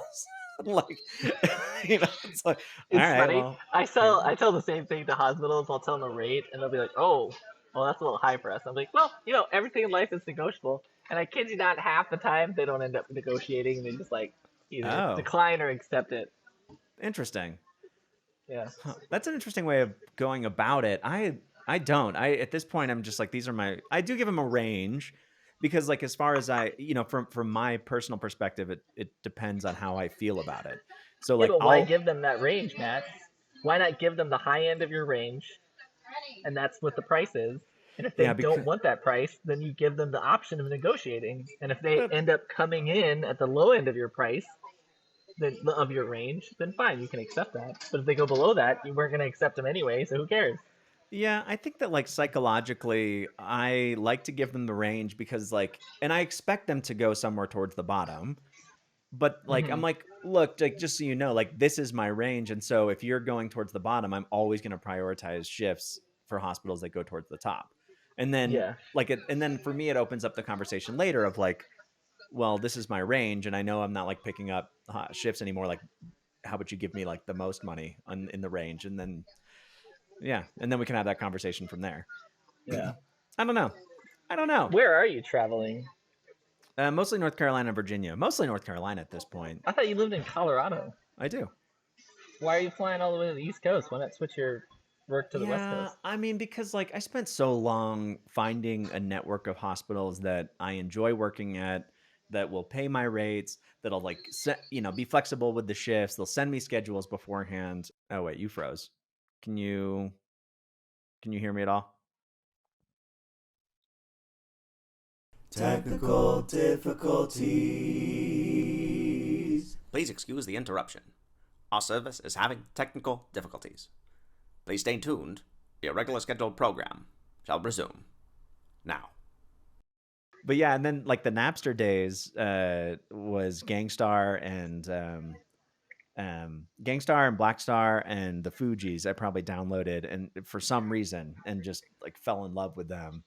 It actually wasn't until I watched that Netflix documentary on the history of rap that I like really got into Tribe Called Quest, which then like opened up a whole new world. And so, I mean, within the past decade, I've learned a lot I more. believe what you meant to say was a whole new world.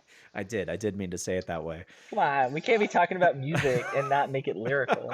When I was in high school, I used to just like every once in a while break into that song. It was just like I would just because I was also in theater and I'm like, why the hell not?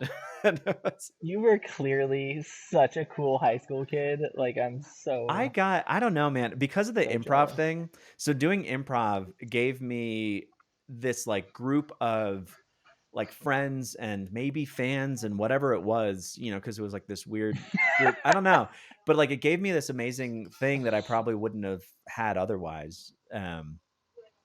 And I believe it, I've always been like, but only you would identify them as fans. oh, they were fans. I'm like, I'm not kidding. Like, and I don't know if they were my fans. I believe that they were just fans of the endeavor. But like, we had an improv team, and the auditorium was, I want to say like 350 people or something like that. And every improv show that we would do, it wasn't like sold out, but it might have been like 2/3, half to 2/3 or something like that. And to get that many people to come and watch a high school improv show. Seriously? Yeah. Yeah. And we did it constantly. So it's like, That's actually kind of it impressive. was awesome. It was fantastic. I swear to God, I never said, Why don't you still do improv? that's what this is. We're doing improv right now. Life is improv. I mean, that's true. I mean, truly, I mean, improv is all about collaboration and building something together, right? And that's, it's with those ideals that I It's true. go into these hospitals, and not a like a, and segueing back into That's the, actually a really interesting yeah, perspective on it. Yeah. that's what I love about it. And it's all of that stuff that I've learned through years and years and years of doing that type of collaborative theater that then allows me to come in and Right. say yes to the situation and be like, all right, well, this is where we are. let me add to it in the best way possible, or as best as I can come up with. And now we're in this together. Right. So I truly do get to in that way. And then from the creative side, I mean, that's where I'm getting, it's like, that's why I'm writing so much, and, wanting to do this stuff is to kind of light that fire a little bit, or at least feed it. What are you writing? I just wrote a book. It is a book / it's about this. I'm not this, not Like what we're doing. Like a published book? No, I wrote draft 1 of, what'll surely be 25 drafts. But I wrote draft 1 of effectively, like, how do you do this? Like, how do you do the relief, specifically relief ER? But it's kind of like it's a mix between a memoir and an instruction manual. That sounds actually kind of nice. Yeah. I mean, hopefully it'll be helpful, right? I mean, the idea is that, like, we figured out how to get here. It took a lot of time, a lot of effort. I feel like we have curated parts of ourselves to be as useful as possible. And I think that all of that is necessary to hear. Like, I've realized that I don't really like telling people my rates that don't do this, because I don't want, like, the rate comes with stuff. I made the mistake a couple of times of just saying, the rate, and whatever it is that they use that information, great. But, like, I realized afterwards, I'm like, yeah, but I didn't really get to explain the rest of it. So now it's like, before someone asks me, I'm like, great, let's talk about what I think is valuable. Like, I'm not going to give you, like, a real number. Let's talk about value first. Right. Yeah. And what is it that you're telling these hospitals is, like, value that you're bringing that other people can't? Yeah. I mean, usually, so it's interesting because I haven't had to really convince anybody anymore. I, like, back when I was, like, convincing people, the way that I would truly do it is I would accept a lower rate. I would accept whatever it is that they were offering, because I was, like, not necessarily desperate for work, but I was scared to say no to work. So I would accept it. Yeah. I would say that, like, well, I mean, given this and this, like, I would really prefer you pay me more. But I get it if you can't. I mean, I totally get that. And then I would work it, and then I would show them, what it is that they're getting. And then from there, I'd be like, look, I'm raising my rates. Like, my rates are this, and blah, blah, blah. And I'm starting to have a hard time explaining that value, though. It used to come naturally to me, but I'm having a harder time these days. Really? Kind of elaborating to owners, or to people, yeah. Because I think, like, what I'm dealing with is I'm dealing with a lot of corporate entities, and that's what's hard, and it's harder to right. Show a corporation value when really they are just trying to meet numbers. Right. Yeah. So it is what I'm guessing. It kind of depends on. So I look at it in a couple of ways. I mean, well, first off, a corporation is only going to have so much. It depends on the corporation, but, like, oftentimes it's only going to be, this is the rate. This is what we offer. I have no way of changing that because it's a corporation. This specific style of corporation. Sometimes there's leeway, and those are the ones that we talk about, because that number is based off of an average of, in my opinion, is based off of an average of performances. So it's like, this is what it is that we need, because we're covering the expenses of the hospital. We have the revenue of the hospital that's coming in that night on an average night, or whatever that might end up being. And then we have, like, the expenses. And so your rate has to sort of fit within this model, and we still have to make profit off of it. The ones where I feel like I have the most success are ones where they understand that the value is actually more than what comes in through the ER that night. Because the value of and God, I could talk about this forever, but I feel like the value of the doctor in these specific types of specialty referral clinics actually is a lot greater than that. And I think it has to do with, like, the goodwill that you're creating for the community, the relationships that you have with your primary vets, the fact that you're open, the fact that you are a funneling service into the specialty services. Like, all of those things are adding value, are adding, like, an actual tangible service that increases revenue of the hospital. When you sell a hospital, it's not related to, it's not related to EBITDA or anything like that anymore. It's like this idea of you know, in ways it is, but it's like, it's more about goodwill, right? Like what you're buying is the goodwill of the practice. And so Yeah. what I'm doing is effectively adding to that goodwill. And so it's not necessarily something that's like you're going to see on the bottom line for what happens on that shift. It's everything else. You want your receptionist to be happy. You want your nurses to be happy. You want to like make sure that we're getting, you know, stuff through the hospital, and make sure your primary vets that are calling feel heard and able to send things. I'm your guy.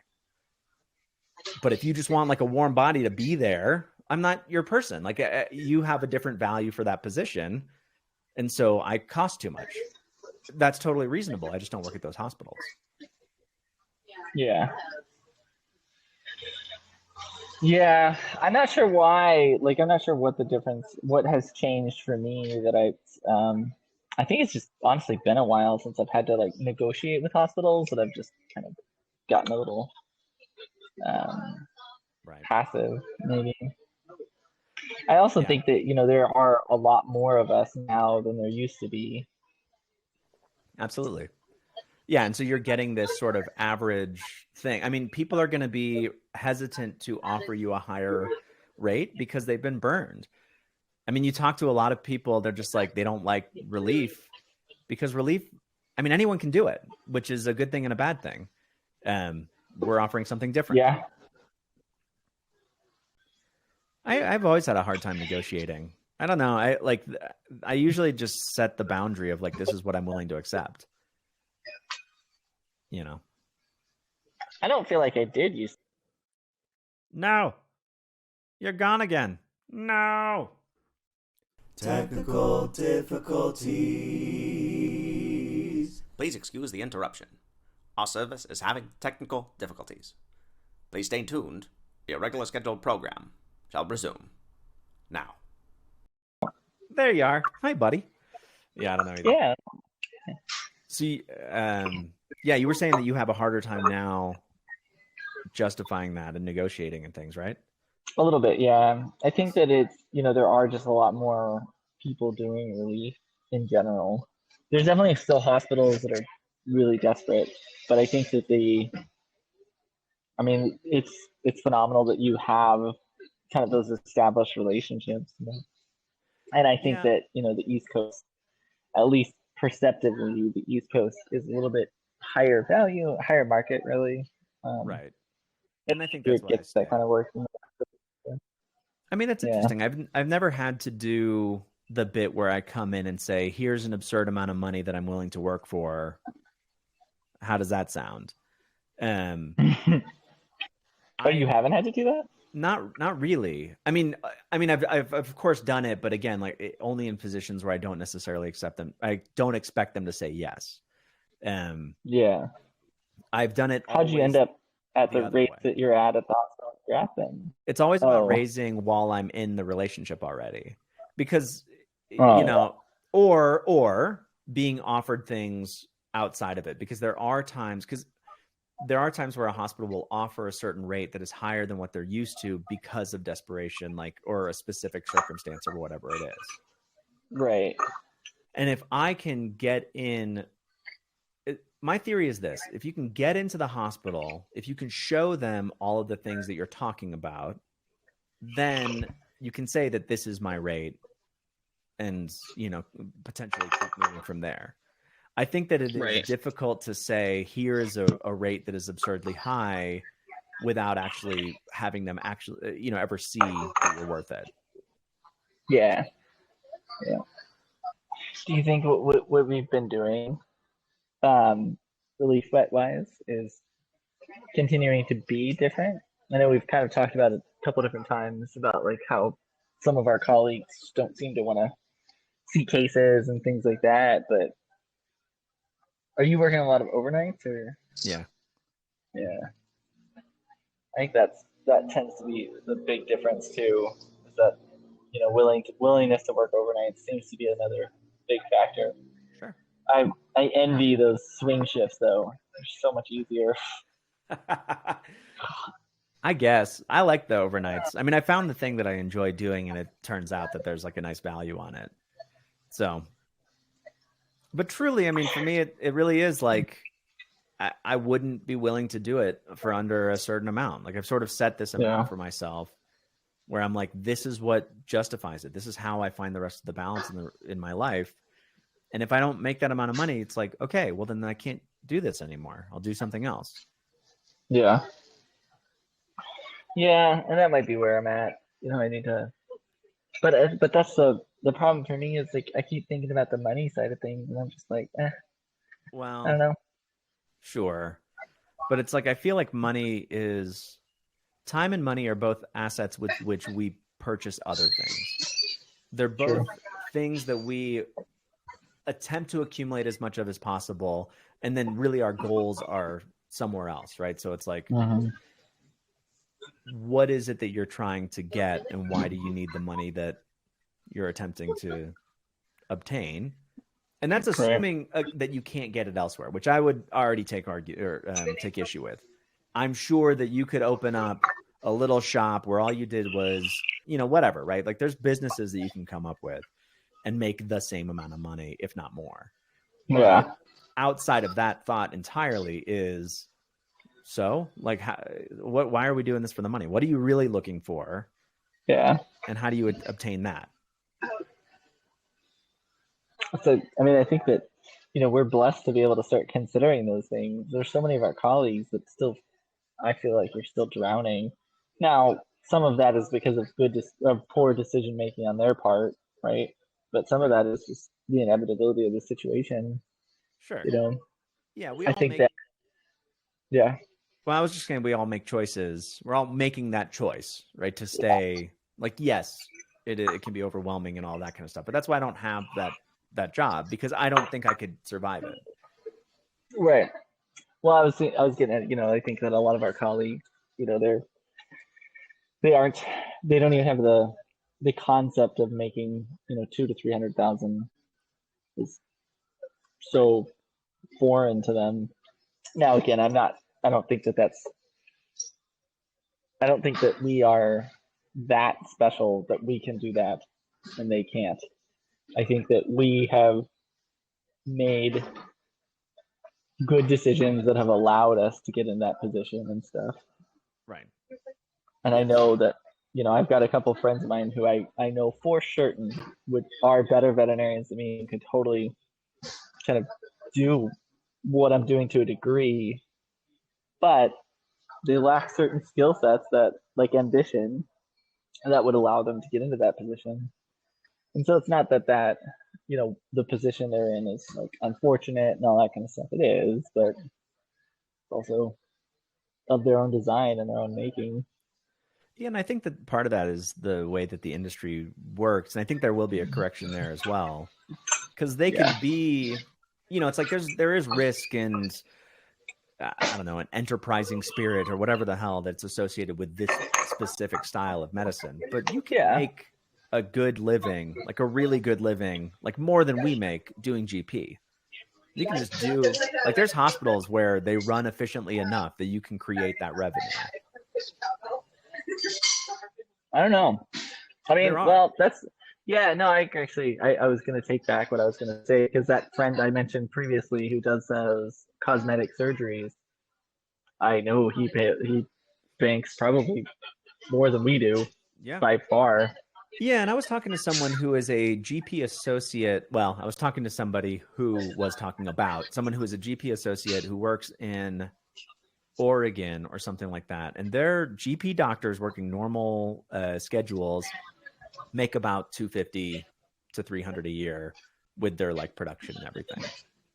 Wow. Yeah.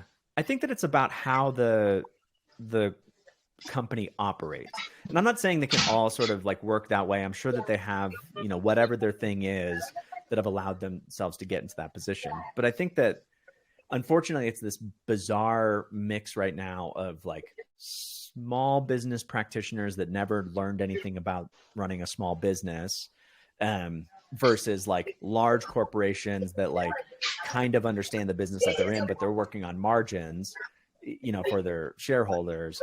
And then there's like this, it's just such a sea of then people like coming in and coming out and so much that can be done. I just feel like we're still so early in the whole process of change I think that there's a lot to come that could improve, salaries and life and all that stuff for veterinarians moving forward. I hope. I hope. Where do you see our? Do you see positive futures? I do. I do see a positive future. Are you gone again? Difficulties. Now. Well, hi there. I was asking, do you see positive futures for the veterinary profession, or are you worried? I mean, I'm an optimist and I'm an idealist and a dreamer and like the guy who's like, yeah, of course we got this. I think that I do see positive futures for it. I think that that we're sort of treading this line, or we have the potential to tread this line where people just won't come into this profession. If it gets so bad that people are not making money, and then then the lifestyle is where these veterinarians are miserable and all of that, like why would we just wouldn't get any more people coming in. But I think that as far as I think that we're kind of at that pivot point now where we have the ability to kind of push it over the edge and turn it into something that is really positive. I think there's a lot of opportunity in this industry. And I think that if the more of us that sort of follow that weird niche thing that we love doing to its logical extent and take some risks and support each other and all that, I think that we can find a really interesting balance in this career, in this vocation. I mean, what about you? Do you see a positive trajectory for this, an outcome here that's favorable? I think that the veterinary profession is up for a big kind of like hiccup. I do. I do think that we are in for a really big hiccup because of kind of where we have allowed things to go in regards to how clients are being treated, and like the inability for clients to get appointments at veterinarians and like stuff like that, and the frustrations that are happening. I think, and then the cost of veterinary medicine is like really skyrocketing. I think that we've got some serious hiccups ahead of us, Yeah. and challenges. I really do. I think that as a whole, the profession isn't going anywhere, and we're going to continue to have like significant profit margins as a profession. And I think that all that kind of stuff, there'll be a lot of money because people love their pets and stuff. So I think there is that, but I do think that we've got some serious hiccups ahead of us. I think that one of the other aspects of it that's going to be interesting is you've got some trends in the profession, like legally, that are going to be interesting. There's like kind of the old arguments or the old discussion topics of the future holding, where pets become like have rights and stuff. You have those arguments, but I think you've also had some really interesting kind of discussions of um, the right to access of care, so or the obligation to treat. Right. Those discussions that are being had, I think, are going to be very influential as they start to develop into more serious discussion topics. And with the political system the way it is these days, and how easy it is to make social media and like kind of like a quick, like one, PETA enthusiast can really like get a huge portion of people like rally behind some idea, ridiculous or not. I mean, just look what happened to that veterinary hospital up in, was it New York or Yeah, Maine. Yeah. Maine or something? I think that we've got some serious challenges ahead of us, and the veterinary profession is this like moral kind of like ethical profession, and the world isn't. And so it's like the good guy kind of getting beat by the louder voices and stuff. Yeah. So I do see optimism for the profession, and I think that veterinary medicine as a whole isn't going anywhere dangerous or anywhere in the whole, but I do think that we've got some serious, interesting challenges ahead of us. Yeah. I think that our specific line of work in regards to the ER side of things and stuff, we will be quite insulated from that challenge, just because you know everybody's got to come. ER's got to exist, and so I think that we're going to be insulated from that. Um, but I'm excited to watch it. I'm a little happy that I get to watch it from my little insulated bubble, though. Yeah, or you see all these things from where you are and decide what you think the best way of addressing those issues would be. Right, right. Because I don't know. there is an end. I mean, truly with ER, no matter what, there's an end point. There are Yeah, some that do it for 35, 40 years or whatever that is, but I don't know. I mean, at some point, older aging ER doctors have to sort of figure out how we're going to yeah. contribute and engage in this profession that isn't Do you ER. think you're gonna go towards teaching or towards politics? um, I don't know. I'm considering this. I mean, I'm considering kind of engaging in the educational experience of. Oh Jesus, you're gonna be an influencer. I'm going to be an influencer. That's right. No one wants to see me without a shirt, in a like a nice, light blue waters and white sands. That's not ever in my future. No, but Right. I do think that there's like a, edutainment type space that would be fun to engage in. I love the idea of Yeah. helping people. I've always loved the idea of finding a way to get people to the point where they get to succeed in the thing that they want to do. Um, so that's kind of the direction that I'm moving towards right now. I've thought about consulting, um, starting doing what it is that we do, but on like a Okay. turn it into a consulting type Go business. Um, Yeah. I've thought about starting a practice. Thought about, all those things. They're all on the table. Where are you gonna start your practice? I mean, it would be here. If I started a practice, it would be where I live, Fort Collins. I'm like, Wait, are you gonna live in Colorado for a while? I think so. Yeah. Yeah. Ew. Gross. It's pretty. It's real pretty. It's nice out here. I do. I love Yeah, it. it's pretty nice here in Seattle too right now. Yeah. I mean, it feels like home. It's the first place that's felt like home in a long, long time. Interesting. Yeah. Yeah. You and I have to have another conversation Yeah. about like moving because I'm I'm being propositioned to make a move decision. Oh. Do I stay here where it's comfortable? Do I go somewhere new because I like new experiences and we want to learn something new and basically start over? Or do I go closer to home so I can be, the good proper son that does things? Yeah, absolutely. I think that starting with, I mean, it's a lot. I think that starting with the, like, what do you want, right? Like, what do you want to even be doing, and what do you want your life to look like, and what are your values, and that type of thing. That's the only place to start. Yeah, that's such an annoying question. It I is, hate it. and it changes, and but as you kind of go through the iterative steps of it, I feel like that there are themes that kind of come out, which then allow you to figure out what the hell you're actually going to want. Because at some Yeah. point too, you're gonna have to then make a decision, and you can't allow yourself to second guess that decision constantly. So True. starting from like a value place is the place. I mean, like Colorado, right? I mean, I definitely would have second guessed this decision, but I feel like it fit all of the values, right? And it involved following Lindsay, right? And it's like, okay, well then all of this goes along with that decision that I've made. So then here we go, right? It's no longer, it's like, well, what if I spend 6 months traveling the world, and like, who am I? Like, have I really defined that enough? It's like, oh, great. No, like, this is where I am in this life, and I'm comfortable with that, which allows you to dive headlong into it, which gives you a lot more richness, I think. Yeah. So, I haven't done that in a long time. you got 6 Diving months. headlong into something. Yeah. Yeah, sure.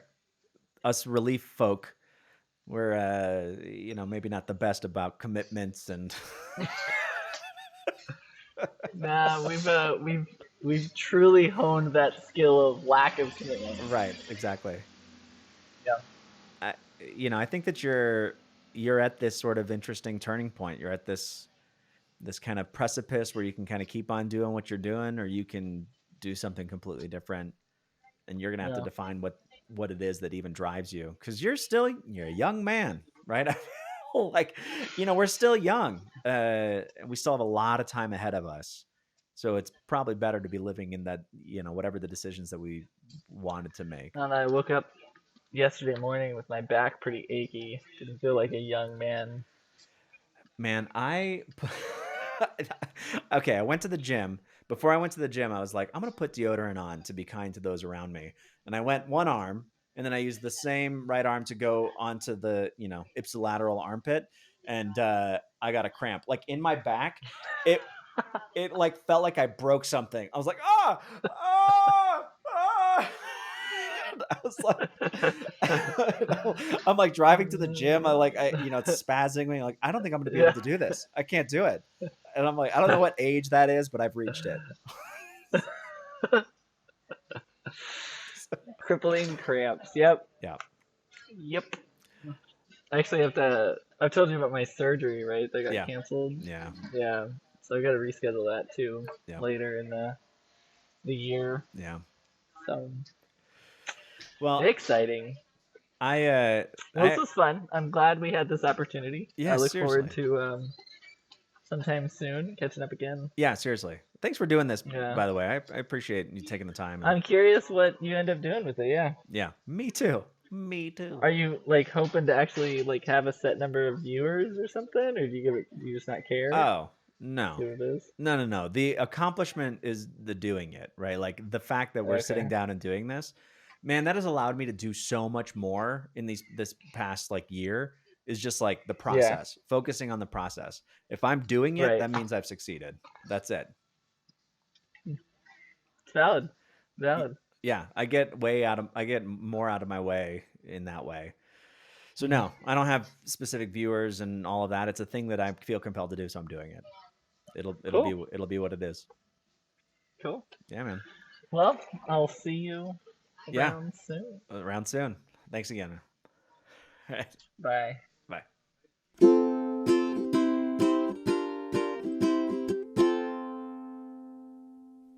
And there you have it.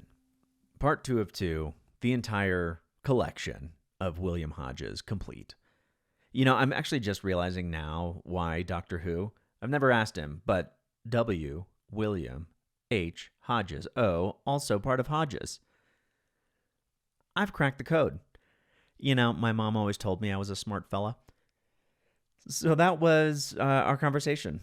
I'm always open to talking about this stuff. I just find it fascinating. I find that we get so wrapped up in our own worlds, our little microcosm of how we're practicing veterinary medicine. It's just so nice to talk to somebody else and see what their experience is.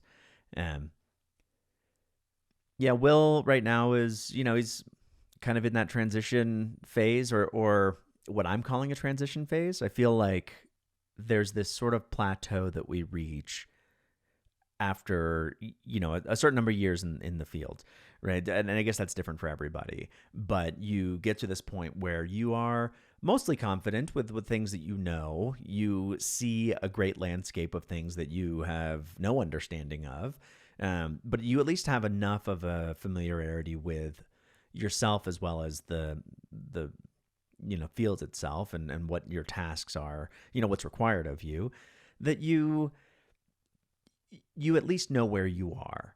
And that is a comforting place, but it's a very different place than everything that had come beforehand. I think before you reach that little plateau, you have this, it's like you're in constant motion. It's, it's pre-vet stuff. It's vet school stuff. It's getting out of vet school, or it's clinics first. And, it's just, you're surrounded over and over and over again with things that you don't know. And then you get out of school and it's, again, more stuff that you don't know, and you feel inadequate. And, you're just basically fighting and clawing your way to feeling like you're okay at this. And it's just this perpetual motion, this up and down of despair and elation.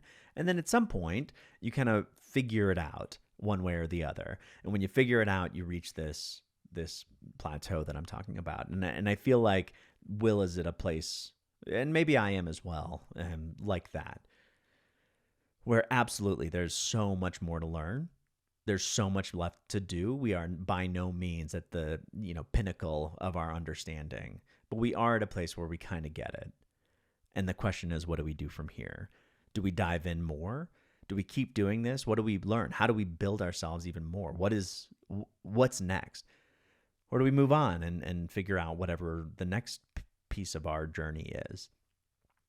And I see that in Will, and standing on a butte together, looking out over at the arid landscape. It's nice to have someone to kind of help you map the topography. Anyway, thank you again for listening, for following along, every week. For those of you who have subscribed, I definitely appreciate that. It's nice to know that there's people out there listening. It's not just me screaming into a void or talking calmly at this level with this timbre. It's nice to know that there's people kind of along with us in anything that we do. And so I appreciate you being there, putting on your listeners, and giving a listen. So until next week, may all your blood work be predictive and useful. I'll see you guys around the way.